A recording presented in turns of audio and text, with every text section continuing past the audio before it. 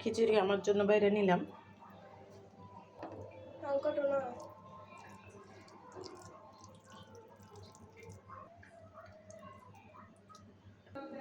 আমি এখন খাবো খিচুড়িটা। বেশি বৃষ্টি বাদলের দিনে একটু খিচুড়ি খেতে কিন্তু অসাধারণ লাগে। তো আমি খিচুড়ি একটা বেশি খাই না, আমার গ্যাস্ট্রিকের সমস্যা।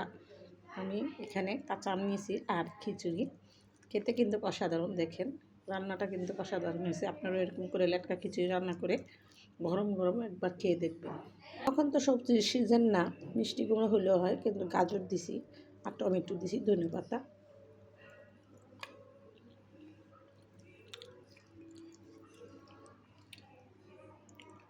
তরকারি থেকে 2টা শুকনো মরিচ নিয়ে আসলাম, কাঁচামরিচ রান্না করা, আমি সেটা নিয়ে নেব।